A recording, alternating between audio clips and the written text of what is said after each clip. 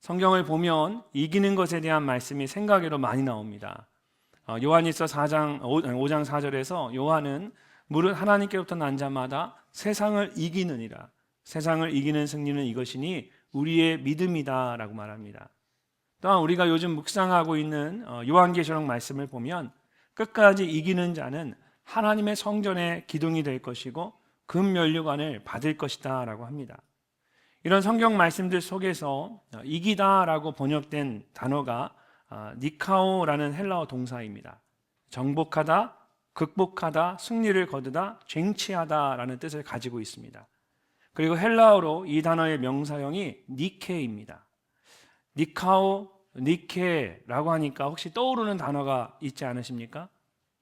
네, 우리 스포츠 용품 회사로 가장 유명한 나이키입니다. 나이키라는 이름이 이 니케라는 헬라어 단어에서 나왔습니다. 그래서 나이키라는 이름은 승리를 의미하는 것이고 나이키의 로고인 이 V자도 그런 승리를 이제 표현한 것입니다. 서양 사람들이 많이 사용하는 영어 이름들 중에 니콜라스라는 그런 이름이 있습니다. 이것은 승리를 뜻하는 니케와 사람을 뜻하는 라오스가 합쳐져 만들어진 이름입니다. 그래서 직역하면 승리의 사람이라는 뜻입니다. 승리하는 것, 이기는 것이 얼마나 좋으면 아이의 이름을 승리하는 사람이라는 뜻으로 니콜라스라고 짓겠습니까? 이처럼 사람들은 항상 이기는 자가 되기를 원합니다. 자연을 이기고 환경을 이기고 질병을 이기고 죽음을 이기고 세상을 이기기를 원합니다. 그러나 사실 어느 것 하나 자신 있게 내가 이겼다라고 말할 수 없는 것이 바로 우리의 삶의 모습입니다. 그런데 예수님은 달랐습니다. 오늘 본문의 마지막 말씀을 보면 예수님은 자신의 제자들에게 두려워하지 말라고 말하면서 이렇게 선포하십니다. 세상에선 너희가 환난을 당하나 담대하라. 내가 세상을 이기었노라. 예수님께서는 내가 세상을 이기었다라고 말씀하십니다. 내가 세상을 이기었기 때문에 너희도 세상을 이길 수 있다라는 것입니다. 그렇다면 예수님처럼 세상을 이기기 위해 우리는 어떻게 해야 할까요? 가장 먼저 우리는 순종함으로 세상을 이길 수 있습니다. 오늘 말씀은 예수님께서 십자가에 못 박혀서 죽임을 당하시기 바로 전날 밤에 제자들에게 하셨던 말씀입니다. 이제 불과 몇 시간만 지나면 예수님은 유대 종교 지도자들과 군인들에게 붙잡혀서 끌려가게 되실 것입니다. 그런 위험한 상황 속에서 예수님이 제자들에게 이렇게 말씀하십니다. 25절 말씀을 함께 읽어보겠습니다.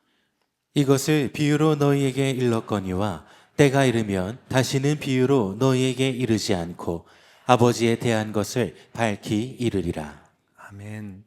이것을 비유로 너희에게 말했었다라고 하셨는데 비유로 말씀하셨다는 이것은 무엇일까요? 바로 앞에 보면 예수님께서 성령의 일에 대해 말씀을 하셨습니다. 즉 영적인 것에 대해 비유로 말씀하셨다는 것입니다. 근데 이제 때가 오고 있는데 그 때가 되면 더 이상 비유로 말씀하지 않으시고 모두가 알 수 있도록 드러내어 말씀하실 것이다 라고 하십니다. 마지막에 밝히 이르리라 라는 말씀에서 이 밝히라는 말은 주로 쉽게 라는 의미로 사용됩니다. 근데 동시에 여기에 담대히라는 의미도 담겨져 있습니다. 그래서 우리말 성경을 보면 담대히라는 의미를 더해서 아버지에 대해서 분명하게 말할 때가 올 것이다 라고 번역이 되어 있습니다. 세상은 어떻게 해서든 예수님을 죽이겠다라고 하는데 예수님은 오히려 세상을 향해서 이제 내가 세상을 향해 담대하게 말하겠다라고 하십니다. 어떻게 예수님은 이렇게 담대하실 수 있었을까요? 28절 말씀을 보면 예수님께서 이렇게 말씀하십니다. 내가 아버지에게서 나와 세상에 왔고 다시 세상을 떠나 아버지에게 가노라. 예수님께서 이 짧은 말씀 속에 자신의 인생을 담으셨습니다. 4개의 동사가 나오는데 아버지에게서 나왔고 세상에 왔고 세상을 떠나고 다시 아버지께로 간다라고 말씀하십니다. 나왔고 왔고 떠나고 가노라는 이 간단한 표현 안에 이 땅에서의 예수님의 인생이 모두 담겨져 있습니다. 그리고 그 인생은 하나의 단어로 정의될 수가 있습니다. 그것은 바로 순종입니다. 예수님은 하나님 아버지께 철저하게 순종하셨습니다. 하나님의 뜻을 따라서 하나님의 나라에서 나오셨고 이 세상에 오셨습니다. 그리고 이제 십자가의 고난과 죽음을 앞에 두고 있는데 이것도 순종함으로 감당하실 것입니다. 또한 순종함으로 죽음을 이기시고 부활하셔서 하나님께로 돌아가실 것입니다. 예수님께서는 하나님께 순종함으로 이 모든 일을 감당하셨습니다. 그래서 사도 바울은 빌립보서 2장에서 예수님의 삶을 이렇게 표현합니다. 너희 안에 이 마음을 품으라. 곧 그리스도 예수의 마음이니 그는 근본 하나님의 본체시나 하나님과 동등됨을 취할 것으로 여기지 아니하시고 오히려 자기를 비워 종의 형체를 가지사 사람들과 같이 되셨고 사람의 모양으로 나타나사 자기를 낮추시고 죽기까지 복종하셨으니 곧 십자가에 죽으심이라. 자기를 낮추시고 죽기까지 복종하는 것, 이것이 바로 예수님의 삶이었습니다. 이런 순종이 없었다면 하나님으로서 자신이 가지고 있었던 그 모든 영광을 포기하지 못하셨을 것입니다. 또한 종의 몸으로 우리와 같이 되실 수 없었을 것입니다. 이처럼 예수님께서는 자신을 비우고 죽기까지 순종하셨습니다. 그랬을 때 어떤 일이 일어났습니까? 이어지는 빌립보서 말씀을 보면 사도 바울이 이렇게 말합니다. 빌립보서 2장 9절에서 11절까지의 말씀을 우리 함께 한번 읽어보도록 하겠습니다. 이러므로 하나님이 그를 지극히 높여 모든 이름 위에 뛰어난 이름을 주사 하늘에 있는 자들과 땅에 있는 자들과 땅 아래에 있는 자들로 모든 무릎을 예수의 이름에 꿇게 하시고 모든 입으로 예수 그리스도를 주라 시인하여 하나님 아버지께 영광을 돌리게 하셨느니라. 아멘. 죽기까지 순종하셨을 때 예수님의 이름이 모든 이름에 뛰어난 이름이 되셨습니다. 하늘에 있는 자들과 땅 위에 있는 자들과 땅 아래에 있는 자들이 모두가 그 이름 앞에 무릎을 꿇습니다. 예수 그리스도를 주라고 부르며 영광을 돌렸습니다. 순종함으로 세상을 이기신 것입니다. 무엇보다 이런 예수님의 순종은 하나님에 대한 순종이었습니다. 그리고 그 순종의 절정은 겟세마네 동산에서 마지막으로 기도하실 때였습니다. 요한복음에는 자세하게 기록되어 있지 않지만 마태복음과 누가복음을 보면 예수님께서 끝까지 하나님의 뜻에 순종하기 위해서 얼마나 힘들게 자신과 씨름하셨는지를 알 수 있습니다. 누가복음 22장 44절에 보면 예수께서 힘쓰고 애써 더욱 간절히 기도하시니 땀이 땅에 떨어지는 핏방울같이 되더라고 말씀합니다. 사람이 죽을 힘을 다해 기도하면 근육에 있는 작은 미세혈관들이 터지면서 그 피가 땀과 함께 밖으로 흘러나오게 됩니다. 실제로 제가 미국에서 목회하면서 제가 아는 목사님이 목회를 하는데 너무 힘드셨습니다.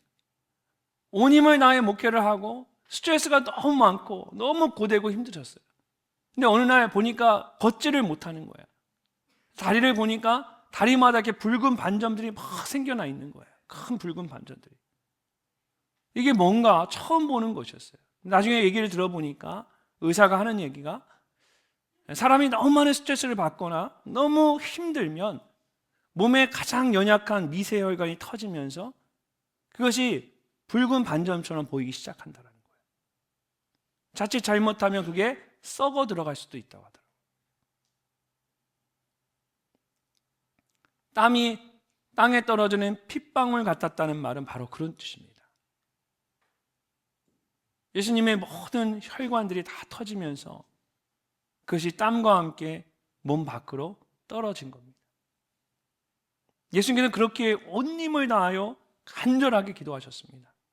또 마태복음 26장 39절을 보면 이렇게 기도하셨습니다.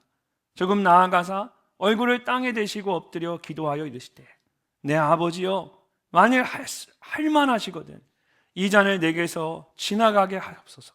그러나 나의 원대로 마시옵고 아버지의 원대로 하옵소서. 여러분 얼굴을 땅에 대고 기도해 보신 적이 있으십니까? 해보신 분들은 이것이 무엇을 의미하는지 잘 아실 겁니다. 사람이 정말 간절하고 절박하면 기도하면서 점점 그 몸이 낮아집니다. 자꾸 몸이 땅 속으로 들어가는 것처럼 얼굴을 숙이게 되고 그 얼굴을 땅에 대기 시작합니다. 간절하게 기도하면. 얼굴을 땅에 비비며 몸부림치듯 기도하는 게 바로 그런 겁니다. 근데 예수님이 기도하던 겟세마네 동산은 우리가 생각하는 푸른 초장 같은 아주 좋은 땅이나 고운 모래로 되어 있는 그런 흙으로 된 그런 곳이 아니었습니다. 성경을 보면 예수님이 제자들이 졸고 있으니까 돌을 집어서 이렇게 살짝 던지셨다고 했어요. 그 얘기는 예수님이 기도하고 있는 그 자리가 최소한 자갈이 섞여 있고 흙이 섞여 있는 작은 알갱이들이 있는 그런 땅이었다라는 겁니다. 그 자갈 위에서 무릎을 꿇고 기도하시다가 간절히 기도하시니까 온몸이 낮아지면서 그 얼굴이 마침내 땅에 닿고 그 땅으로 모래 위에 자갈 위에 얼굴을 비비며 문지르며 기도하신 겁니다. 이렇게 예수님은 땀방울이 핏방울이 되도록 간절하게 기도하셨습니다. 또한 땅에 얼굴을 비비며 몸부림치듯 온 힘을 다해 기도하셨습니다. 왜 그렇게 기도하셨을까요? 예수님의 기도는 단 한 가지를 위한 것이었습니다. 모든 것이 아버지의 뜻대로 되는 것입니다. 끝까지 하나님의 뜻에 순종하기 위해서 온 힘을 다하여 기도하셨습니다. 그 전까지는 인간적인 마음에 십자가의 고통과 죽음에 대한 두려움이 있었을지도 모릅니다. 하지만 겟세마네 동산에서 순종의 기도를 드린 후에는 그 모든 두려움과 고통을 이겨낼 수가 있었습니다. 예수님은 그렇게 기도하신 후에 두려움 없이 군인들에게 붙잡히셨고 하나님께 순종함으로 십자가의 고통과 죽음을 끝까지 감당하셨습니다. 신앙생활을 해보면 하나님의 뜻을 받아들이고 순종하기로 결심할 때까지가 정말 힘이 듭니다. 그러나 한번 순종하겠다라고 결심하면 그때부터는 더 이상 두렵지가 않습니다. 왜냐하면 하나님께 순종한다라는 것은 하나님께 나의 모든 것을 맡기겠다라는 것이기 때문입니다. 하나님께서 나의 모든 것을 책임져 주실 것을 믿는 것입니다. 그래서 성경에 나오는 믿음의 사람들은 모두 믿음의 사람이기 이전에 순종의 사람이었습니다. 그들은 하나님께 순종했고 순종함으로 세상을 이기는 믿음의 삶을 살았습니다. 여호수아와 갈렙의 예를 생각해 보십시오. 하나님께서 애굽에서 노예 생활하던 이스라엘 백성들을 해방시켜 주셨습니다. 그리고 약속의 땅 가나안으로 인도하셨습니다. 가나안 땅 앞에서 하나님이 이스라엘 백성들에게 이제 들어가서 그 땅을 차지하라고 말씀하셨는데 그들은 가나안 땅에 살고 있는 원주민들을 보고 두려워 떨며 들어가지 못했습니다. 오직 여호수아와 갈렙만이 하나님의 말씀을 따라 들어가려고 했습니다. 결국 여호수아와 갈렙을 제외한 출애굽 1세대의 모든 이스라엘 백성들은 가나안 땅에 들어가지 못하고 광야에서 다 죽게 됩니다. 그렇다면 여호수아와 갈렙은 어떻게 다른 이들처럼 두려워하지 않을 수 있었을까요? 신명기 1장 36절을 보면 하나님은 갈렙의 행동에 대해 이렇게 말씀하십니다. 오직 여분네의 아들 갈렙은 온전히 여호와께 순종하였은지 그는 그것을 볼 것이요 그가 밟은 땅을 내가 그와 그의 자손에게 주리라. 여호수아와 갈렙은 하나님께 온전히 순종했습니다. 하나님께서 책임져 주실 것이라는 믿음을 가지고 하나님께 모든 것을 맡긴 것입니다. 그리고 그렇게 순종함으로 그들은 마침내 하나님께서 약속하신 그 땅을 차지할 수 있게 되었습니다. 혹시 여러분의 삶 가운데 감당할 수 없는 힘든 일이 있으십니까? 해결할 수 없을 것 같은 어려운 문제가 여러분의 앞에 놓여져 있으십니까? 여호수아와 갈렙처럼 하나님께 온전히 순종하십시오. 그러면 하나님께서 여러분의 모든 것을 책임져 주실 것입니다.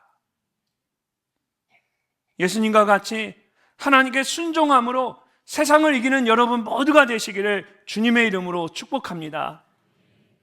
두 번째로 우리는 인내함으로 세상을 이길 수 있습니다. 복음서에 기록되어 있는 예수님과 제자들의 모습을 보면 한 사람의 온전한 제자가 세워지기 위해서 얼마나 오랜 시간과 노력이 필요한지를 알 수 있습니다. 예수님께서 병자들을 고쳐주셨고 여러 가지 이적들을 보여주셨습니다. 그러자 많은 사람들이 제자가 되겠다고 따르기 시작했습니다. 하지만 예수님께서 하나님의 나라에 대해 말씀하시고 사람들이 그런 예수님을 비난하기 시작하니까 예수님을 따르던 사람들 중에 많은 사람들이 예수님을 떠나갑니다. 죽은 나사로를 살리시고 자신이 참된 생명이고 부활이라는 것을 가르쳐 주셨음에도 불구하고 제자들은 여전히 예수님이 누구인지를 깨닫지 못했습니다. 오히려 더 큰 이적을 보여달라고 이야기합니다. 예수님께서 직접 제자들의 발을 씻겨주시고 빵과 포도주를 나누며 자신의 죽음에 대해 말해주었지만 제자들은 그 의미를 깨닫지 못하고 서로 높은 자리를 차지하겠다라고 그 와중에 다투고 있습니다. 이처럼 예수님께서 제자들에게 말씀으로, 비유로, 이적으로, 행함으로, 삶으로 계속해서 하나님의 나라를 가르치고 보여주셨습니다. 그럼에도 불구하고 제자들은 끝까지 깨닫지 못합니다. 그런데도 예수님께서는 또 그들을 포기하지 않으시고 끝까지 참고 인내하십니다. 오늘 말씀에서도 제자들의 그런 실망스러운 모습과 그런 그들에 대해 또 참으시고 인내하시는 예수님의 모습을 볼 수 있습니다. 29절과 30절 말씀을 우리 함께 읽어보겠습니다. 제자들이 말하되 지금은 밝히 말씀하시고 아무 비유로도 하지 아니하시니 우리가 지금에야 주께서 모든 것을 아시고 또 사람의 물음을 기다리시지 않는 줄 아나이다. 이로써 하나님께로부터 나오심을 우리가 믿사옵나이다. 아멘. 제자들이 예수님의 말씀을 듣고 우리가 이제야 당신이 하나님의 아들이라는 것을 믿습니다 라고 말합니다. 여러분, 정말 그들이 예수님의 말씀을 온전히 깨닫고 믿었을까요? 그렇지 않았습니다. 이제 몇 시간 후면 군인들이 예수님을 잡으러 오면 그들은 모두 예수님을 버리고 뿔뿔이 도망칠 것입니다. 근데 예수님께서는 이미 그것을 다 아셨습니다. 그래서 그 다음 말씀을 보면 믿는다라고 말하는 제자들에게 예수님이 다시 한번 물으십니다. 예수께서 대답하시되 이제는 너희가 믿느냐? 정말 너희가 믿느냐? 예수님께서는 제자들의 믿음을 다시 한번 점검해 주십니다. 실망스러운 제자들의 모습으로 인해 이미 여러 번 낙심하고 절망했음에도 불구하고 예수님께서 이렇게 끝까지 동일한 모습으로 그들을 대해 주셨습니다. 온전한 믿음을 갖기까지 계속해서 기다려 주신 것입니다. 결국 그들은 그런 예수님으로 인하여 진정한 제자들이 됩니다. 그리고 예수님은 그들을 통해 세상 가운데 주님의 교회를 세우십니다. 끝까지 인내함으로 마침내 세상을 이기신 것입니다. 이처럼 끝까지 포기하지 않고 인내하는 사람은 반드시 이기게 되어 있습니다. 근데 왜 우리는 끝까지 인내하지 못하는 것일까요? 그만한 믿음이 없기 때문이죠. 그래서 끝까지 인내하면 결국 이기게 된다는 것을 알면서도 인내하지 못하고 어느 한순간에 스스로 포기하고 마는 것입니다. 여러분, 순종이 믿음인 것처럼 인내 또한 믿음입니다.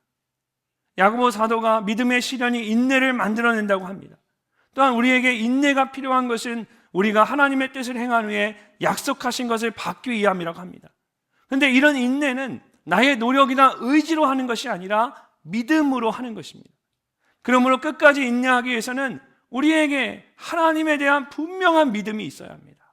그렇다면 어떻게 하면 그런 믿음을 우리가 가질 수 있을까요? 히브리서 12장 2절은 우리에게 이렇게 말씀합니다. 믿음의 주여 또 온전하게 하시는 이인 예수를 바라보자. 그는 그 앞에 있는 기쁨을 위하여 십자가를 참으사 부끄러움을 개의치 아니하시더니 하나님 보좌 우편에 앉으셨느니라. 믿음의 주여라는 말은 믿음의 첫 시작이라는 뜻입니다. 또한 온전하게 하시는 이인 예수라는 말은 예수님께서 믿음의 완성이라는 뜻입니다. 즉 예수님이 믿음의 첫 시작이고 완성이라는 것입니다. 예수님이 믿음 그 자체라는 것입니다. 그러므로 우리는 어떤 상황에서도 믿음의 첫 시작이고 완성이신 예수님을 바라봐야 합니다. 그것이 우리가 믿음으로 끝까지 인내하는 길입니다. 반대로 우리가 인내하지 못하는 것은 자꾸 예수님을 바라보지 않고 눈앞에 있는 환경이나 사람을 바라보기 때문입니다. 눈앞에 보이는 환경만을 바라보면 정말 더 이상 소망이 없는 것 같아 보입니다. 곁에 있는 사람만 의지하다 보면 결국은 그 사람으로 인하여 실망하고 낙심하게 됩니다. 이렇게 환경과 사람만을 바라보면 우리는 결코 세상을 이길 수가 없습니다. 그러나 환경과 사람 뒤에 계신 주님을 바라보면 결국 주님께서 이 모든 것을 협력하여 가장 선한 것을 이루어 주신다는 것을 깨닫게 됩니다. 그럴 때 우리는 주님을 바라보는 그 믿음으로 끝까지 인내하며 살아가는 겁니다. 여러분, 사람도 마찬가지입니다. 가장 가까이 있는 남편이나 아내가 바뀔 수 있다는 것을 여러분 어떻게 믿으십니까? 여러분 확신하십니까? 저는 봐도 저는 잘 안 바뀌는 것 같아요. 근데 저희 아내가 그런 저를 용납하고 같이 살아가는 이유가 뭘까요? 제가 훌륭해서는 아닐 것 같습니다. 저희 아내 마음 가운데 남편 뒤에 있는 그 주님, 내 남편을 책임지는 분, 내 남편을 이끄시는 분이 주님이라는 확신이 있기 때문이죠. 나는 바꾸지 못하지만 주님이라면 이 사람을 바꿔줄 거란 믿음이 있기 때문에 그 사람에게 끝까지 인내하며 참고 기다리는 거죠. 자녀도 마찬가지입니다. 변화될 가능성이 전혀 보이지 않는 자녀가 변화될 것을 우리가 어떻게 믿습니까? 그 아이와 함께 하시는 주님을 바라보는 것입니다.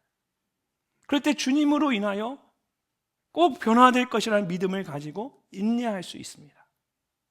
이처럼 사람이 변한다는 것을 믿는 것은 그냥 그 사람을 바라보는 것이 아닙니다. 그 사람과 함께 하시는 주님을 바라보는 것입니다. 환경도 마찬가지입니다. 그 모든 것을 주관하시는 주님을 바라보는 것입니다. 그럴 때 우리는 믿음을 가지고 끝까지 인내할 수가 있습니다. 야고보서 1장 4절을 보면 성경은 그런 인내에 대해 이렇게 말합니다. 인내를 온전히 이루라. 이는 너희로 온전하고 구비하여 조금도 부족함이 없게 하려 함이라. 사랑하는 성도 여러분, 아무리 힘들어도 끝까지 인내해야 합니다. 주님을 바라보며 끝까지 인내하면 주님께서 반드시 우리로 하여금 온전하고 구비하여 조금도 부족함이 없게 하실 것입니다.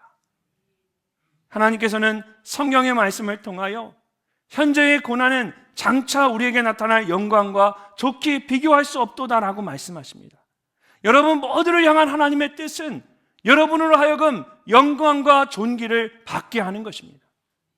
우리는 그렇게 창조된 거룩한 하나님의 제사장이고 거룩한 주의 백성들입니다. 그러므로 눈에 보이는 것에 마음을 두지 말고 믿음의 주여 온전케 하시는 예수 그리스도를 바라보는 여러분이 되시기를 바랍니다.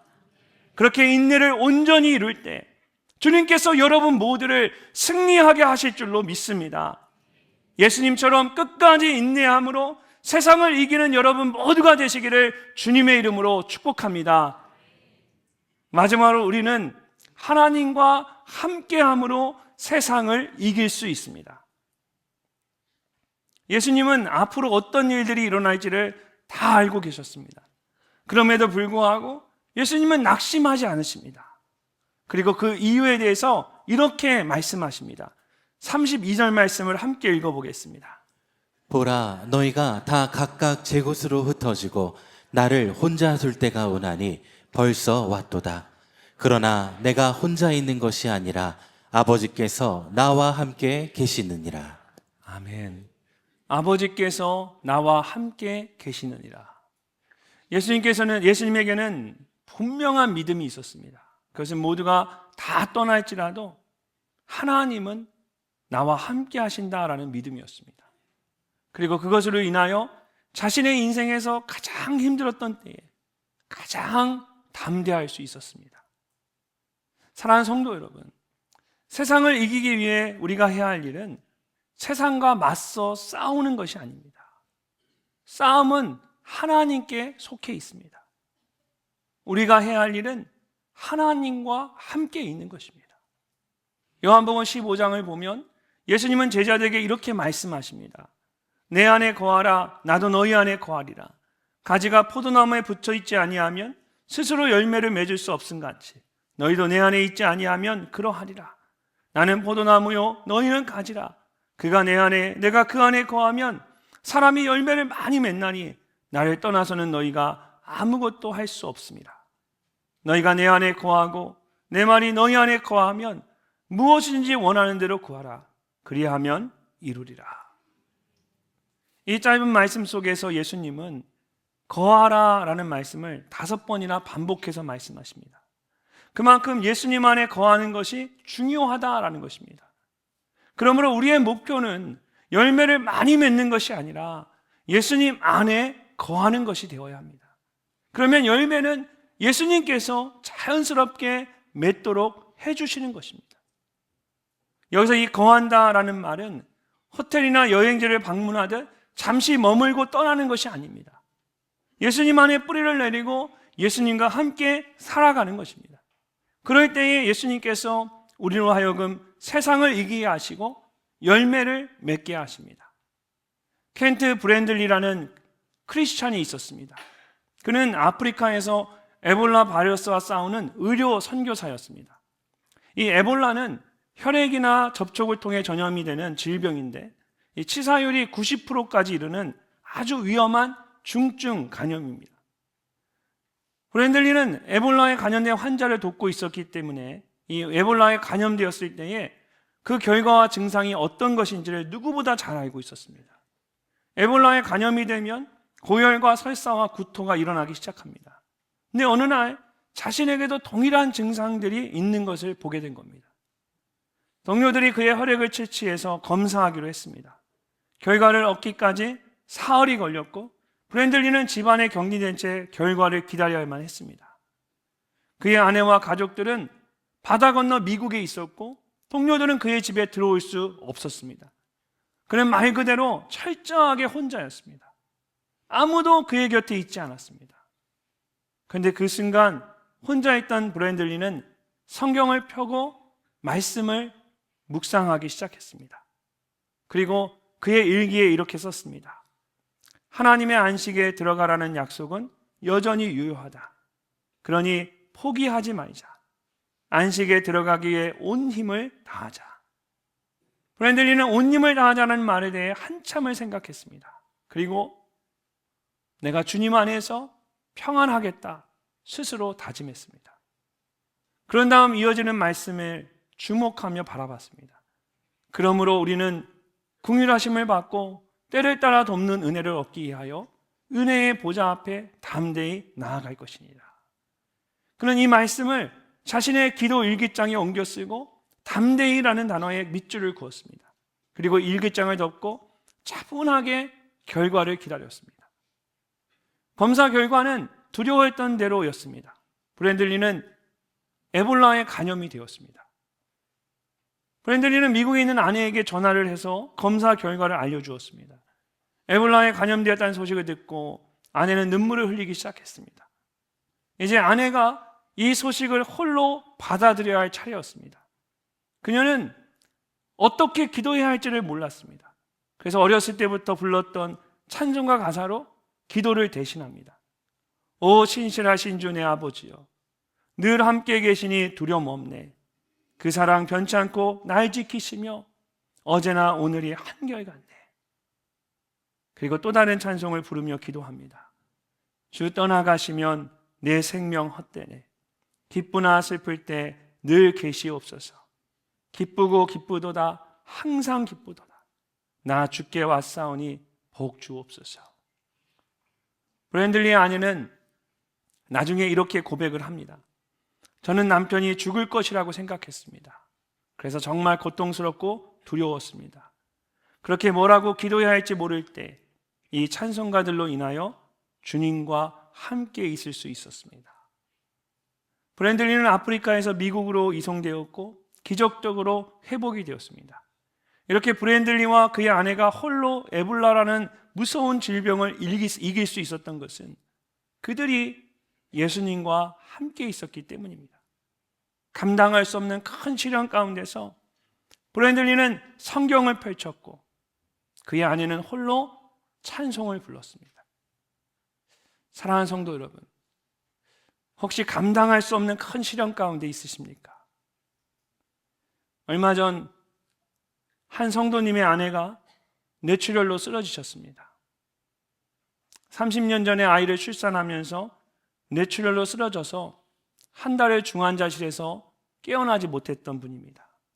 그래서 지난 30년 동안 그 후유증으로 불편한 몸을 가지고 사셨습니다.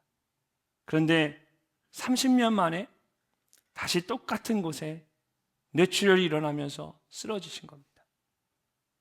주일 사역을 모두 마치고 남편 되시는 성도님에게 제가 전화를 했습니다.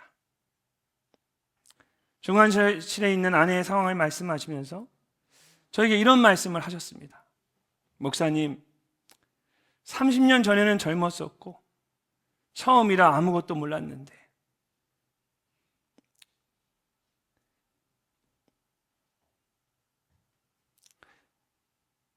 지금은 나이가 들었고 한번 경험했던 일이라 솔직히 너무 두렵습니다. 한 주간 그분의 말이 제 마음에서 떠나지 않았습니다. 얼마나 힘드실까? 그 마음을 제가 감히 가늠할 수가 없었습니다. 근데 감사하게도 아직 몸을 마음대로 움직이지는 못하시지만 며칠 전에 의식이 돌아오셨어요. 그래서 일반 병실로 옮기시고 내일부터 이제 재활 운동을 시작하십니다. 지난 금요 성령 예배 시간에 제가 말씀을 전하기 위해서 이 앞에 섰는데 남편 되시는 그 성도님이 기도하기 위해서 홀로 예배에 나오신 걸 봤습니다. 늘 금요 성령 예배에 나오셨는데 그날따라 그 모습이 저에게 큰 감동과 도전이 되었습니다.